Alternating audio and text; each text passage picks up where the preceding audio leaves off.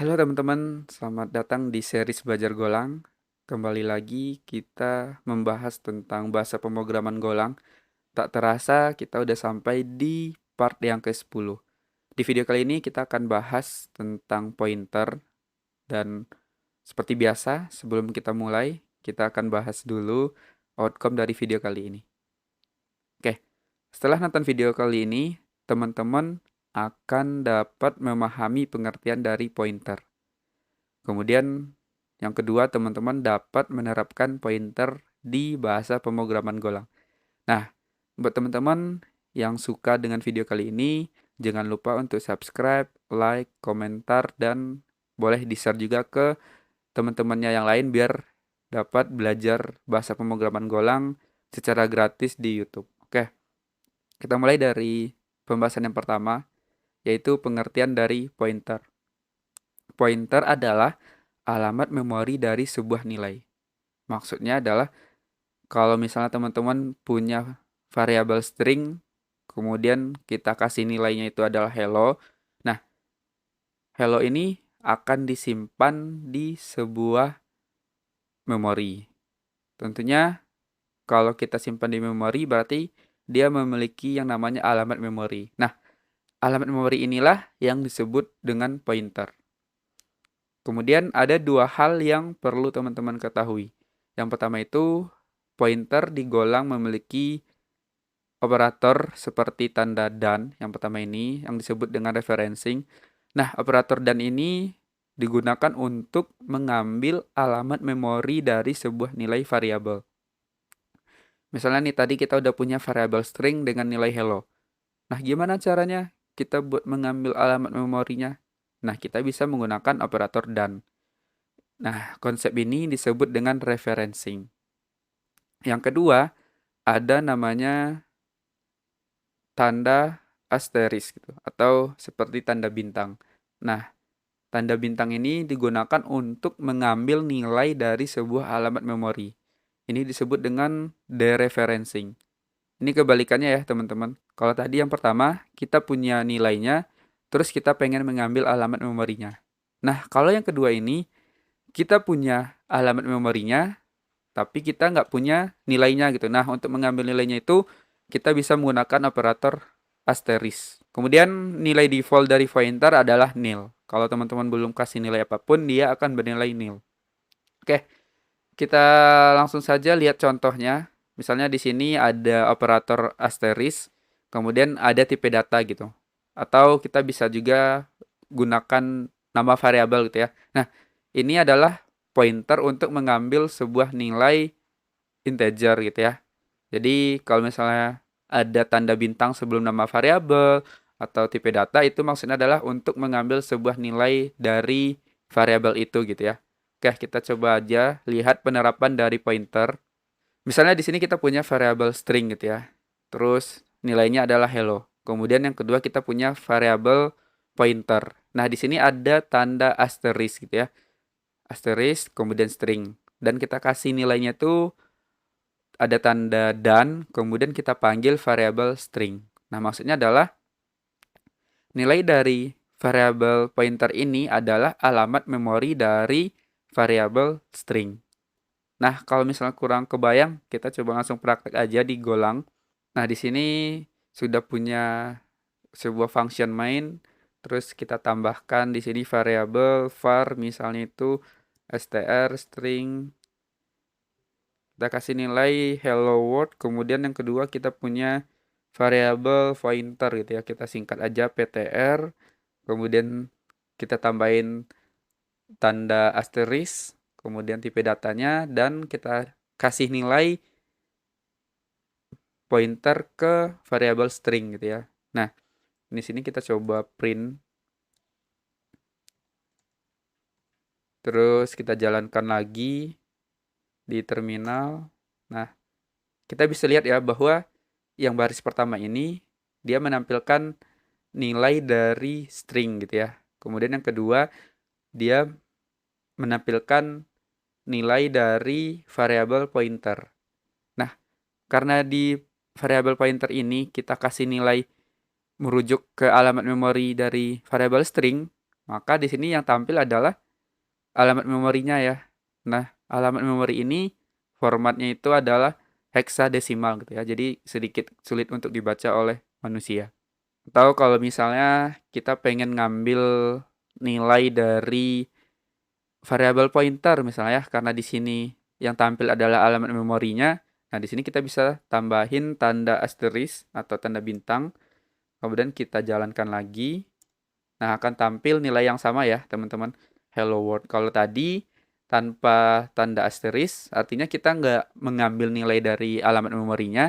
Yang tampil adalah alamat memorinya gitu ya. Karena di sini kita pengen ngambil nilai dari alamat memori itu, ya yang akan tampil adalah hello world. Kenapa? Karena nilai dari variabel pointer ini adalah alamat memori dari string gitu. Terus string ini memiliki nilai hello world. Kalau misalnya teman-teman kurang paham, kita bisa analogikan sebagai contohnya teman-teman punya suatu lemari.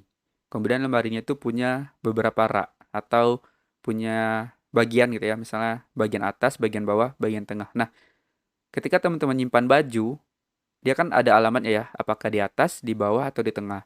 Nah, kalau misalnya teman-teman pengen ngambil bajunya, berarti teman-teman perlu nambahin tanda asterisk ini ya, karena di sini variabel pointer ini dia hanya menyimpan alamatnya gitu. Contohnya tadi kita hanya menyimpan, oh untuk baju putih alamatnya adalah lemari bagian bawah. Nah kita kan nggak tahu ya, kita cuma tahu alamatnya aja gitu. Nah di sini kan masih seperti itu. Nah untuk tahu nilainya apa, misalnya kita pengen tahu nih di rak bagian bawah itu ada apa aja gitu. Nah kita perlu menambahkan tanda asterisk ini gitu ya. Nah di sini kan terlihat ya, oh ternyata untuk alamat memori yang heksadesimal ini nilainya adalah hello world gitu. Nah, ini terkait dengan penerapan dari pointer. Oke, kalau misalnya nggak kebayang, kita coba bikin variabel yang baru. Misalnya di sini ada variabel greeting, kemudian kita kasih nilainya itu string, tipe datanya itu string dan nilainya itu adalah hello world. Nah, kemudian di bawah ada variabel pointer. Ingat ya, sekali lagi pointer. Nah, saat ini ketika kita running untuk variabel greeting ini dia akan bernilai hello world. Kemudian untuk variabel pointer ini dia akan menampilkan alamat memori dari greeting ya, gitu ya. Karena di sini kita definisikan tanda dan kemudian nama variabelnya. Nah, kita coba print, terus kita jalankan. Nah, di sini akan tampil nilainya sama ya. Kalau misalnya kita hapus tanda asterisknya, yang tampil adalah alamat memori dari variabel greeting. Nah, oke. Ada suatu hal lagi yang perlu teman-teman ketahui. Ketika kita ngubah nilai dari sebuah variabel, dia akan berdampak juga ke pointer yang menggunakannya itu gitu. Contohnya tadi kan, di sini kan kita udah punya variabel greeting gitu. Terus nilainya adalah hello world.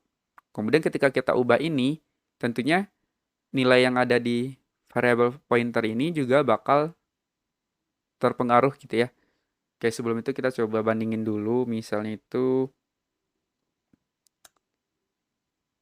kita pengen nge-print alamat memori dari variabel greeting.